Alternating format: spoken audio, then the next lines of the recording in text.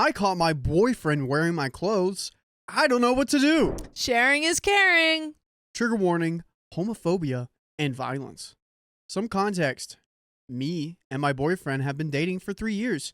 He's the love of my life, and I wouldn't want to spend my time with anyone else. I met my boyfriend when we were both in high school. It was both our first relationships, and we were still quite nervous about dating. We both left the same year. I was 18 and graduating, and him 17 and dropping out. I encouraged him to stay, but he decided against it and started working construction for his father as fast as he could. By the way, this comes from Downtown Parsley 16. And if you want to submit your own stories, go to the r/OK Storytime subreddit. So he's always been quite masculine, buzz cut, mustache, and refusal to do anything feminine. At first, I thought he was putting on an act, but after meeting his hardcore English dad, I realized he was being honest. Over the years, I've tried to show him that gender roles really don't matter that much, and it has succeeded to some degree, but he was still quite stereotypically masculine. I work at a bakery, and some of our staff quit, so I've been working a lot recently. At first, it did cause some fights, but it was mainly because we worked opposite shifts, so almost months we rarely saw each other, but we realized that nothing could be done, so we compromised by FaceTiming and calling each other anytime we could. On Friday, I was working and it was his day off. Halfway into my shift, my boss offered to take over so I could get some rest. Usually I would decline, but I was so exhausted, I decided to take her up on the offer and just to go home. When I was driving home, I tried to call him 3 times, but he didn't answer. This worried me a little bit, but I just decided to ignore it. Usually when I get home, I'll call him and he runs up and kisses me. It's a silly tradition, but we like it. But I wanted to surprise him, so I kept quiet. Crept around our apartment, looking for him, and I realized he was in our room. Slowly walked over to our room, and when I opened it, I saw him standing in front of our mirror, wearing one of my sundresses. Heck yeah. He's feeling himself. Who wore it better? Yeah, maybe OP was jealous. She's like, damn, he looks so good in that dress. I was surprised at first, and a little confused.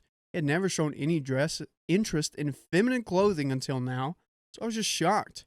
After a couple of seconds, he turned around and saw me.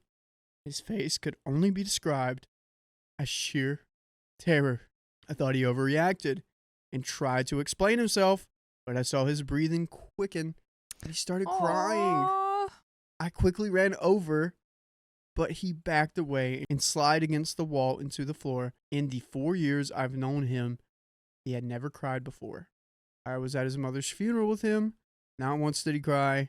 He was on the floor. I tried comforting him, but he stomped me every time. And after a couple of minutes, I left the room to give him some space. Dang. Aww. I think he's kind of going through a journey of self-discovery right now. And I think hopefully it seems like right now OP is very supportive, or, you know, it seems like that's her kind of vibe. But I think he's going through a realization that, you know, who he is completely different to who he's been raised to be. And that's scary. I was just thinking, like, if I got caught in this scenario, You start sobbing. No, this is what I do. Well, hello, madam. Well, but that's, you know. But yeah, and I think his reaction is very indicative of what, like, his mindset or, like, you know, what he's thinking. Because I feel like if you were doing it, probably would be like, this is just fun. It doesn't really mean anything. For him, it probably means a lot. Yeah. Almost an hour later, he came to the room, now wearing his own clothes. He had a suitcase with him. I quickly asked why, but he just said he was leaving. I asked and begged him to stay, and we talked, but he just left. After he left, I tried calling and texting, but the phone went straight to voicemail, which either means he's out of charge or he blocked me. I called his father, but he just got annoyed and said my boyfriend is a grown man and to give him some space. It's been 2 days now, and I've still not heard from him. I think he's staying with his father, and for the record, I wouldn't mind if he wore feminine clothes. Should I go to his father's house and confront him? Edit, by confront, I don't mean drive over and yell at him. I just mean go to his father's house and ask him to speak. Should he?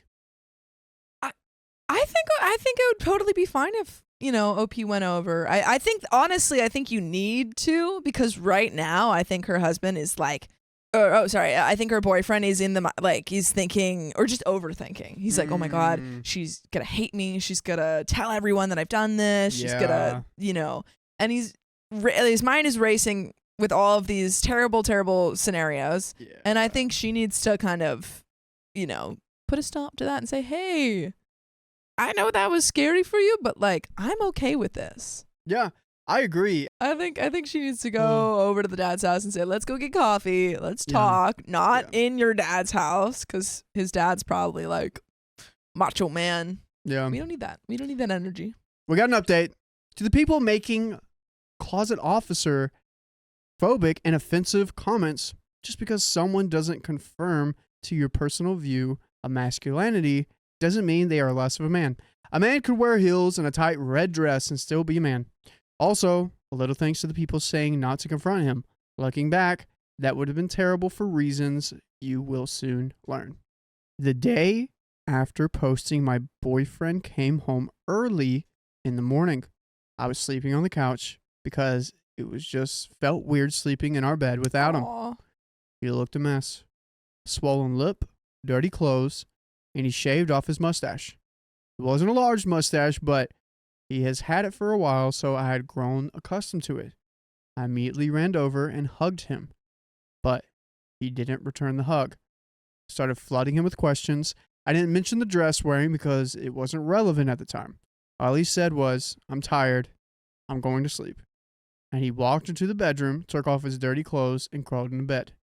At first, I was confused and really wanting answers, but remembered your comments, so I didn't press for answers. All I did was crawl in bed beside of him and hold him. He quickly started crying again, so I comforted him.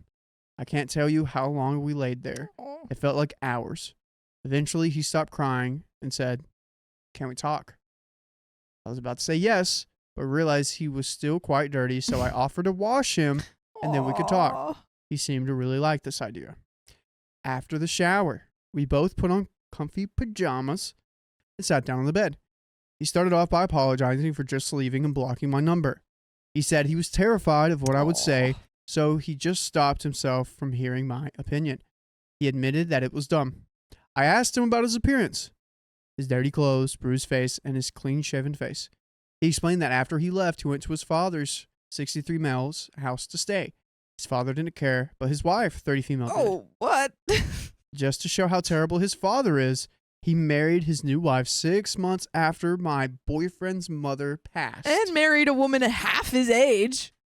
Despite the wife's protest, my boyfriend slept in the guest room till Sunday, which was yesterday. He's shaven while he was there because he was disgusted with his appearance.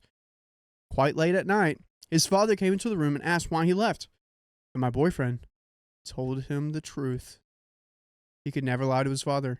When we were still in high school, I decided to spend the night and do some sinful activities. Ooh. The morning after, his father asked what we were doing. I answered, hanging out, but my boyfriend told him we were having spicy sleep. Dude, what? You were there?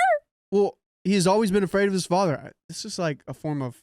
But I'm just imagining OP comes downstairs and the father's like, what were you two doing last night? And OP's like, just hanging out. And her boyfriend's like, we were having spicy sleep. But I feel like this is out of a fear thing, not like... No, but I just think that image is crazy. Oh, yeah, that image is crazy. For OP to be right next to him and be like... After revealing he left for wearing my dress, his father, the senior citizen, punted him out. Ugh. Still too scared to come home, he spent the night on the street. And in the morning, he came home because he knew he had to face the consequences. I feel bad for him. I grew up with a great dad, so I can only imagine what it would be like to be raised by such a mean old man. My first question was, why did you react so much when I saw you? His answer crushed me. He explained that early into his teenage years, he started to feel like he wasn't entirely a boy. He opened up to his mother about these feelings, and despite not understanding, she supported him. When he talked to his father about it, which resulted in him getting a trip to the emergency room. Ugh, these people should not be parents. I asked him if he was a boy. He answered no. I asked him what he was, and he said he didn't know. But he knew he wanted to start appearing more feminine. When he said that, I saw he was scared and desperate for my answer. So I told him no matter what, I'd always love him. Boyfriend, girlfriend, partner, didn't matter. The identity, that I'd always support him. OP's Wow. so lovely. This OP's is- such a good person. She's just like a heart. She's just the she's heart like, emoji. I don't care. I just love you. That's so sweet. Red heart emoji. Aw. We decided to talk about the rest another time, and we did throughout the week. I have one gender diverse friend and one who was gender non-confirming talk to him, and afterwards he seemed to have some type of understanding about his identity, but still not all of it.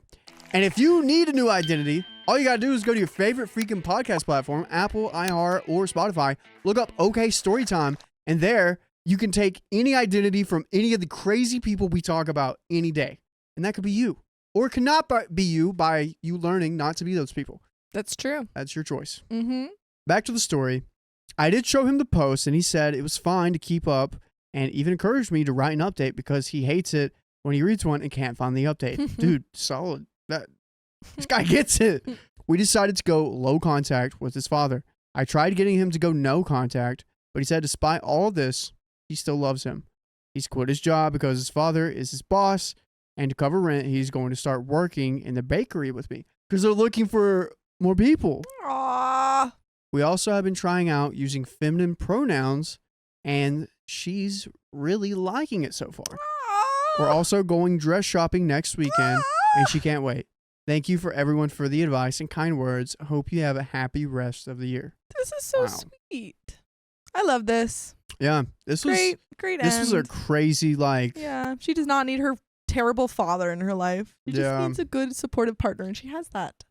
I have a tattoo of my female friend. My girlfriend hates it. I didn't know you and Aphrodite were that tight. For this post, I'll call my friend Julia. She passed away 5 years ago. She was my first and best friend growing up. Our families are close, so we've been friends since we were babies. There were no romantic feelings ever.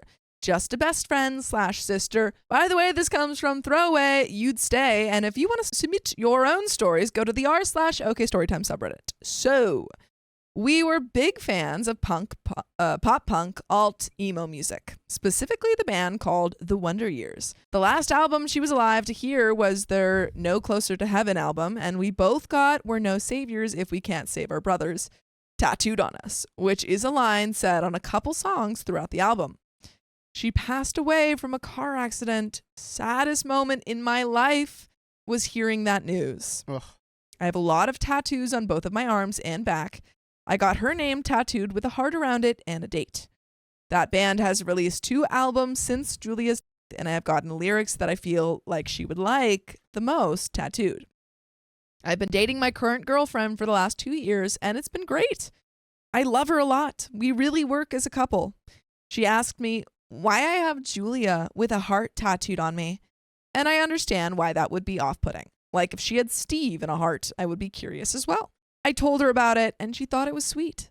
But over time, I can tell whenever I take my shirt off, she sees that Julia tattoo, and it irks her. Last week, The Wonder Years released a new album, and I got You're the Reason I Won't Want the World to End tattooed. She asked me about it, and I told her about how I have gotten a tattoo for every album they have released since Julia's death. This got her really upset that I am getting cute lyrics tattooed for another woman. Low key, I feel like this gives off the same vibes as if like your first wife dies. Yes, no, well, absolutely, but even less that because they weren't even romantically involved or into each other. Oh. Like this is basically his sister. I told her that she was just my friend, but she's upset. The other lyric I have from the album before this is From the Ground, We Look Like Lightning. She seemed really put off by this, and I don't know how to explain. Anytime I tell her about how deep our friendship was, she gets more upset. I want to mend this problem, but it also has me worried about our future relationship now. Is this going to be a deal breaker in the future? Julia was my best friend, and it was never romantic. She would make handcrafted necklaces and jewelry, and I have one of them hanging from my mirror in my car, and I don't think that's weird. My girlfriend is very understanding usually, So her reacting this way is new to me. It's making me wonder if doing this is a bad thing. And there is an edit. Oh, actually, short edit. I have a lot of tattoos and tattoos for other friends that passed away as well, and just general tattoos. My back and arms are covered. Edit 2, I have a similar tattoo tradition with a male friend that overdosed in high school. And there is an update. So he does it for everyone. This is sort of his way to honor the dead. People, yes. That made me feel, okay, yeah, this is like if you passed away and I decided to get some tofu on my leg. So it's like, Sophia. I think every time I think of Sophia, think of that tofu. Yep, I eat tofu on Mondays just for Sophia. Aw, that's really nice. That makes sense. But if it's like I have a shrine of you in my room after you pass, like, is that crossing the line? I think there are ways that you can kind of not go overboard, but that you can be lost within grief. Where you're not over that person and it's like an unhealthy amount. Like, we see stories where a person is not over their partner and they shouldn't be in a relationship because they aren't over that loss. Yeah. I don't think that's it for OP at all. I think he has, he's trying to honor this person in a way he does for all of the people in his life that he's lost. Even if it wasn't all of the people, if it was just her, I think that would still be fine. But there is an update. I know this sub doesn't like people posting updates, yada, yada, yada. I want to clear up a misconception. I am not a constantly mournful person that thinks about passed away friends and self-harm all the time. The Wonder Years do make music that is mainly about losing friends, but it is cathartic. I have tattoos for Julia, passed away family members, and my other close friend that passed in high school. But I'm not just living in the past all the time. I get a tattoo when the Wonder Years drops an album, which isn't often. Since her passing, they have dropped 2 albums and they've been making music since I was like 13. They even said this could be the last album. I don't have a body full of lyrics. I have my male friend who passed tattooed on me with his name in a heart as well. I have a similar lyric tradition with him, but a different band. My girlfriend is a very understanding person and great. I love her to death, and this isn't how she usually reacts to things. My friends and these tattoos are very important to me. I got my first The Wonder Years tattoo with Julia in 2015 when we had just graduated high school. We both got we're no saviors if we can't save our brothers. So getting a new tattoo whenever they drop is important to me. I was going to stand my ground on that. Julia was my best friend and sister. Our families are close even to this day. I go to her parents' house and go to their family events frequently, and I am like a son. We were literally in the crib together as babies. There was no romance. My girlfriend told me that she had been cheated on or didn't know information in past relationships, so this was a sore spot for her. You can't be cheated on with the person who's not alive. Like, it doesn't make, like, she's like, oh, I've had experiences where I've been cheated on, but like, I just really have a messed up thing in my head where like there is a way. But yeah, no, there like. She passed before you guys got together. He's honoring her. He literally cannot cheat on you with this person. Yeah, so. She didn't really know about Julia. She knew I had lost friends, but I don't live in the past and talk about people who passed away all the time. My back and arms are full of tattoos, and I have a bunch on my chest too, so I haven't told her the meaning behind every tattoo. She noticed I got the "you're the reason I don't want the world to end" newly tattooed and asked me about this, and that started that. I think that if I had told her earlier on about my tattoo tradition with lyrics, she would have understood, but just that tattoo for another woman with no context, I completely get why she was upset. I told her that I understand how it looks, but Julia was my best friend. I see comments about her being in competition. To me, that's like if I had a sister and someone said that my girlfriend was in competition with my sister. Just sounds effing weird to me. So many offensive LOL, you walk around with a passed away girl on your arm. When in the post, I talk about how I have the same tradition with a male friend, but that isn't considered weird. It's crazy that male and female friendships are not seen as equal. If she was a passed away male friend that was memorialized with tattoos or in her own way, I wouldn't care. But I'm biased because I've lost many friends. When my good friend passed in high school, Julia got his name in a heart tattooed on her as well. Anyway, I've been talking to her and telling her that I understand how she feels, but this is something I have to stand my ground on. Tattoos are just a thing I get to. When I got my first car, someone broke into my car once and stole the spare change I had in my center console, And I got a tattoo of a broken window. It's just fun to me.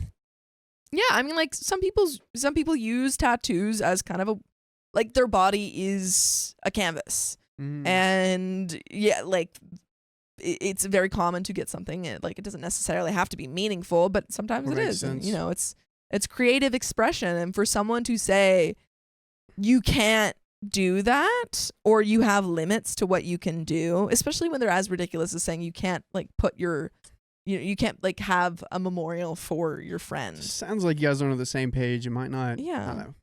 I don't know. I think that maybe she's not understanding fully. Like maybe he hasn't explained to his girlfriend what their tradition is. So maybe we start there. My girlfriend called me like an hour ago and told me that she listened to the latest album from the Wonder Years and that it made her cry completely. Okay. So she's taken some interest. She also listened to the songs from previous albums that I have tattooed on me. She just told me I get it. The few fans of the Wonder Years that found my post got it. If you've listened to the band, they have so very few romantic songs. Most of their songs are about friends passing away or just being anxious about the future and bad things happening. My favorite line from them is, "You start remembering the anniversaries of bad things." My girlfriend is not into emo and alt culture, but she listened to the album that they just put out. She said after one song she was crying, and that when she heard the context of "You're the reason I don't want the world to end," she realized how unromantic it is and how it makes sense. She was at work and on break, but we spent time talking about things I don't talk about. You know what? Really quick, I think we're going in a great direction. I do think he just didn't explain well. I think he just, like, she was totally under a misconception of what these tattoos meant and who they were for. And I feel like now he's finally actually explaining them. I told her about Julia and some other dark experiences and other losses I've had growing up. We have a good and healthy relationship. This experience taught me that it's better if I was more open to the people close to me. Yeah. It probably would have, I mean, like, obviously talking about loss is hard, but I probably would have avoided a lot of these, or this whole situation. If she knew more about Julia, this wouldn't have been a problem. From her perspective, it's just an old friend that passed that I have a tattoo on in a heart. But when I explained it more, she understood. So that is my fault for not explaining Julia well to her. When she asked early on in the relationship, I just said my best friend that passed away. I guess in avoiding trying to be the downer guy, I left a lot up to her own interpretation. So she did ask, and he just didn't really go into it. I also explained to her my other tattoos for my other friend with lyrics, and he is one I hardly talk about. Julia was like my sister, and her life was suddenly cut off, so it's nice to talk about the past. With my friend that passed, he struggled with sobriety since like age 10. Oof. In and out of rehabs and would be found passed out somewhere miles from home. His life was hard, so I rarely ever talk about him. He was the friend you always knew would pass away someday, but it opened up dialogue and she's more understanding now. I explained the LGFUAD, let's get effed up and pass away. The future freaks me out, and I like the universe tattoos too that I have in his memory as well. Things are better. We were already close, but it feels like this was something that needed to happen someday anyway. I don't appreciate the comments calling my girlfriend harsh names. A lot of comments also seemed very insensitive.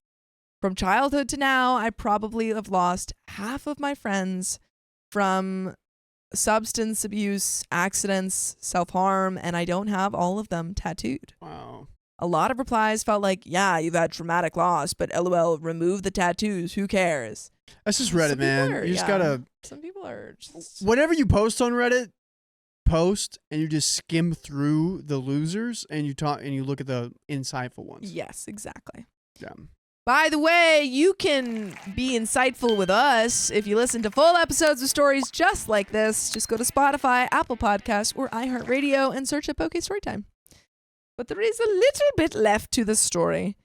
How do you have a girlfriend and not have deep conversations with them about these things? I don't know. That just seems to be like something you'd bring up. I think OP is very like guarded about these emotions and stuff. Got it. And I think that's like something that he needs to go to therapy for. I think she probably needs to go to therapy for trauma from like cheating and stuff. Getting cheated on, yeah. Just not saying it's like super, like a super huge problem, because it does seem like they solved it with communication. But I think both of them probably would benefit from some therapy. Things are better, and I think this experience is overall good for our relationship. I feel more open than I have ever been. I always received a lot of doubt that the Wonder Years do not make only traumatic songs and that I must be over-exaggerating. This song best describes the content of like 70% of their music. This was all an ad for another Dang YouTube it. video. Edit. Also, the lyric tattoos are based on lyrics they liked / I thought they'd like the most. Not what makes me think of them the most. I'm not getting let's get effed up and die going like, this was our friendship. Yeah. I uncovered my wife's previous conversations. She's admitting she isn't attracted to me? Dum dum. This is Law and Order. Attractive. A bit of background. Me and my wife, we are not married. I just don't like to call her my partner or girlfriend, are both in our late 30s. We've been together for 10 years and have a 2-year-old, and my partner is currently pregnant with another boy. So they're practically married. Yeah. By the way, this comes from Negotiation OK 52. And if you want to spin your own stories, go to r/OK Storytime subreddit. So for the most part, our relationship has been great. We've had our ups and we've had our downs, just like most couples, but we are mostly good friends and great partners in life. However, there has always been a thing in our relationship that in the last couple of months have been bothering me. Our spicy sleep life. Uh-oh. Dum dum. In the first years, everything was fine. I wouldn't say we were a huge spicy related couple, but we did it a few times a week and it was fine. At year 3 in our relationship, we were living together for a while and we started to get pregnant. Unfortunately, we weren't having much success. So we went to the doctors. The next years, our spicy sleep life changed. It almost became something mechanical. We had to do it at specific times, in a specific way, test, and more tests, month after month of disappointment. And to be honest, it was no longer fun. We then did 2 cycles of IVF in vitro, which were not successful. At this time, I would say we had spicy sleep once or twice a month. Luckily, we eventually got pregnant naturally, and we were both over the moon. But there was a lot of stress, and we had lost a girl before. So during this time, I didn't push too much on our spicy sleep life, and I believe we only had spicy sleep a couple of times. When our baby was born, well, most of you know how newborns are. So in between work, stress, sleepless nights, and, well, opportunity, we didn't have any spicy sleep for the first year of the kid. After that, we started having spicy sleep again, but I always felt that it was mostly a duty for my wife.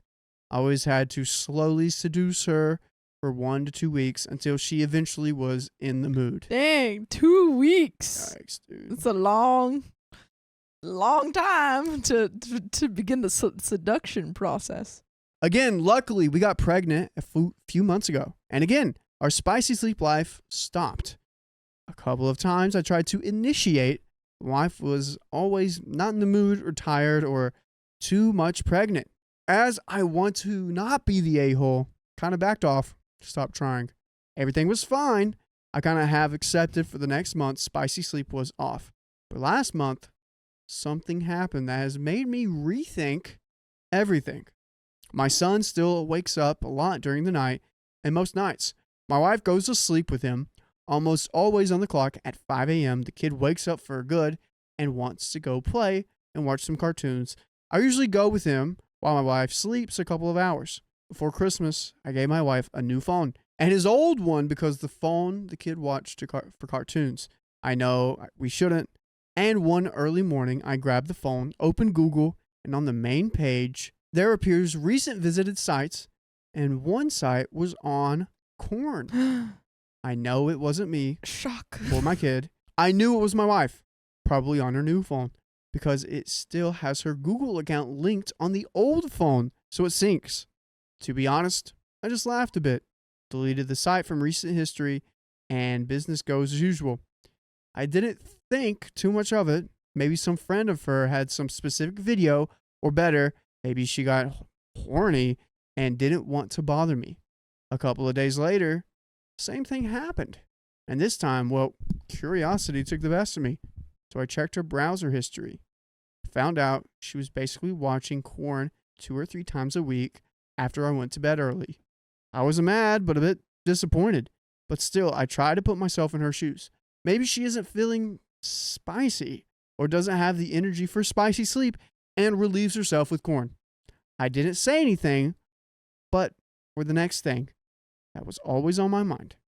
I have gained some weight. Maybe she wasn't attracted to me anymore, and I did a thing that I'm very ashamed of. Because her account was still linked to that phone, her social networks were as well, so I went into a rabbit hole. My worst fear was that she was having an affair. But I think she isn't, as there is no recent chats or messages from any recent guy. Uh-oh. This is not going in a great direction. Yeah, out of curiosity, searched my name. As expected, a lot of results appeared, but one message kind of stood out to me. It was basically, OP is kind of ugly, but I like him. Oof. I opened it, and it was a chat with a girlfriend from 10 years ago. We met each other, and we're still friends. Like, super tough to hear. You still I don't won, think though. I don't think it's like this was 10 years ago, probably when she first started seeing you. I don't think that's like the smoking pew pew, you know? This happened 10 years ago. I read a few more messages, and it was like the 1-2 bag. She was basically telling her friend that I was ugly and that I didn't have as good of a body as the other guy, but I was a nice guy. I searched who the other guy was, and I discovered it was a guy she was with for a few months before me, and that before him. She was with her official ex when we started our relationship. She told me that she was single for 2 years. Now I discovered that in the 12 months before me, she was with at least 2 guys. I checked the chats with Yuri and her ex and found out they were still talking for the first 2 or 3 years of our relationship. I checked the chats with my girlfriend and her ex, found out they were still talking for the first 2 or 3 years of our relationship. Not good. To be honest, conversations were not that interesting, but maybe it's in my head, kind of a hint of flirting here and there. Another thing that bothers me is that reading a bit of the chat with that girlfriend, she looks more spicy related than she is in our 10 years. She talks all the marathons she does and the position she tries but something she told me was off limits. Maybe it's girl talk. I don't know. With all this, my self-esteem plummeted. I feel ugly, unattractive, betrayed. And to be honest, used. To be honest, these last few weeks, I've tried to be alone as much as possible. I've been staying late at work. I've woke up more in the middle of the night and moved to the sofa. I really don't know what I'm going to do. The only good part of this is that I've kind of felt an urge to get back in shape. Been hitting the gym more often. Thanks a lot for taking the time to read. What do you do in this situation? Dude. We got an update. Talk to your partner. Yes, you found out that they had probably lied to you about, the fact that they had been in a relationship more recently. Yeah. You found out that their spicy kind of ality has changed over the course of 10 years, which is pretty normal. And also she had 2 children. Obviously there are a lot of secrets that she's, maybe keeping from you. And you have a right to be hurt, but why aren't we talking? Yeah. You're married. Well, you're not married to her, but you've been in a relationship with her for 10 years and you have kids. Talk to her. Okay, update. The day I did the post, the day after, was probably extra down. And my partner noticed it. Kept asking me what was wrong. At night, after our boy went to sleep, she asked again. And I could no longer hold it in. I told her what I did and what I found. It wasn't pretty. She started crying and basically yelling at me about how I'm going through her phone, which I understand. She never talked about what I found, just about how mad and disappointed she was with me. Since she's pregnant and she was getting stressed and nervous, I didn't push too much. She went to bed afterwards and I stayed in the couch. The next 24 hours, she didn't talk much to me. The next day, and again at night, I pushed the subject again. I told her that we should talk. She agreed. She told me, I assuming that her mind would be comforting, but it was far from it. Long story short, she basically told me that when she broke up with her longtime ex-boyfriend of about 3 years before we met, which I kind of knew, she felt free and decided to explore the world. Therefore, she had several relationships and short romances with other guys. But she knew how society saw that and decided not to tell me about it. She then told me that after she broke up with the last guy I read the messages about, she decided she was done with playing around, decided to settle down. I asked her if I was that, just the guy she was settling with. She answered that I was much better than those guys because I had my life on track. I had goals. I was financially secure. Oh. I don't think that's like a bad thing. I think those are all like she's saying like she was with people who were like really fun maybe, but not at all serious and weren't ready for like a committed relationship. And she wanted someone who was ready for a committed relationship. I don't think that's necessarily a bad thing. I just didn't read the part, you were handsome, you're so good looking. You're like, yeah tough for OP. That's not what I saw. That's why I was like, yeah, oh. Yeah. Because I got money, not because I look good. Yeah. That sucks to hear. I pushed a little farther and asked her if I was not stable, she have ever had anything to do with me. She answered she probably wouldn't. But I don't know. That feels, again, I totally understand if I totally understand if OP is like, again, like I understand why OP is upset about this and I think he has a right to, but I think that a lot of people go for people who are like financially stable. Like I probably would not go for a person who had like tons of debt and was like hot, not going. Yeah, I probably wouldn't go for a person who was just hot, but no, like a mess. Hot. I don't think I would go for a person who was a mess but hot. Like Doctor Who hot. Which doctor? The one you're thinking about. She again started to cry and confessed that although she loves me, she was never physically attracted to me like she was with the other men. That's and after rough. all the problems we had trying to have children, she now saw that spicy sleep is more like a task than a pleasure. Okay, well, yeah. So then now we're at the point where she doesn't actually, she's not like, it doesn't seem like she's romantically attracted to you. I think that her love is like, you know, more of a roommate, friendship, co-parent situation. And at that point, it's like, why are we together? At this point, I was passing away inside, but I kept a straight face. She asked me to go sleep with her, but I told her I needed some time to process, and I stayed on the sofa again.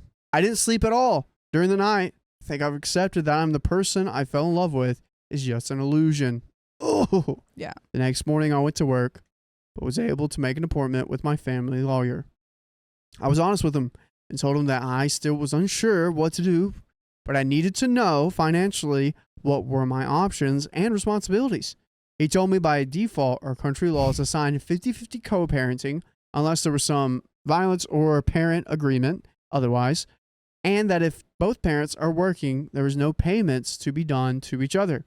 For the newborn, the court would probably mandate that the baby must stay with the mother in the first months, but the father must have visiting time. And after the first 6 months, 50-50 co-parenting. Regardless of the finances, since we both kept most of our bank accounts and assets separated, we wouldn't need to split. We would only need to split the house and the cars if the one didn't get an agreement on one buying the other part. Here, I would lose since most were paid by me, but we would need to split 50-50. I stayed working late that day, slept on the sofa again, and the next day before leaving for work, I told my partner that I needed some time. I would be staying a couple of days at a hotel. During this time, my partner kept calling and sending me messages, but I just told her we would talk in a few days. To be honest, I just need some time alone to get wasted and sleep. When I got back home a few days later, we talked again.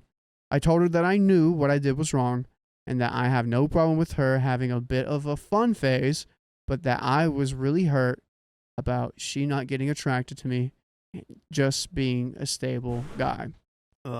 She just used me for my big check, my big paychecks. I don't even know if it's like necessarily OP's got like a bunch of money. I think it's just she had this idea probably of a person who like wanted to have his life together or had his life together, which doesn't necessarily mean that he has a bunch of money. It just means that probably has good credit score, is, you know, ready to commit to someone, wants to have kids. Like she's placed all of this stuff on him. But that does not mean that it's not going to be like totally disrespectful for him to find out that she never like was attracted to him. Like you don't get to just like take whatever you want from a partner Yeah. and be like deceptive. Like, yeah, it's not okay. I also told her that I still hadn't decided what to do, but for the time being, I couldn't see her as my loving partner anymore. But if she was okay with it, we could start counseling and see where things go in the future. So this is our current situation. We had been in 2 sessions now, and to be honest, they haven't helped much. But we will continue. And by the way, you can continue to listen to crazy stories just like this one.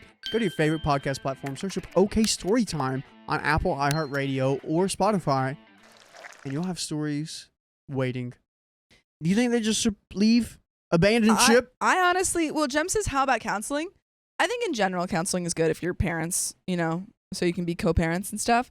However, I don't think that you can fix this because she's never loved him. Ooh. She's never been attracted to him. I don't think that's something that you can generate if it never existed. It's not like it like left because of the kids coming or, changes in financial like that. It's not something that they hit hard times and then it went away and they could bring it back. It never existed. Last little bit here. My partner have tried to be more affectionate and tried a few times to have spicy sleep, but I declined and told her I was not ready for it. Yeah. I've also started to spend more time away from home, spending more time in the gym, having fun with my boy, going to dinner with friends and colleagues. I still love my partner, but I can't look at her the same. Our newborn is June for early April. I know this will be a big test for our relationship, but to be completely honest, at the moment, I'm kind of accepting we're done. Do you guys have any advice on how to move forward? Thanks for everyone and your kind words. Tattoo Mania says, I disagree. She doesn't have to be attracted to him to love him. I agree with that. And I think she did say she loves him. However, OP wants something else. He wants physical attraction, and that's okay. That's what she kind of insinuated that she, had for him. And he's been kind of deceived and lied to for 10 years. And it's totally okay for him to want to feel wanted in that way. And if she's lied about that and then it comes out that she's never actually felt that way, then it's okay for him to leave. Because I think that people have different relationships, of course. And like some people who are like aromantic or asexual still have a lot of love for their partner, but there is no physical side to it. But that's not what this was. They went into an agreement, into a relationship where he thought that she loved him, was physically attracted to him, romantically into him, and that was not the case.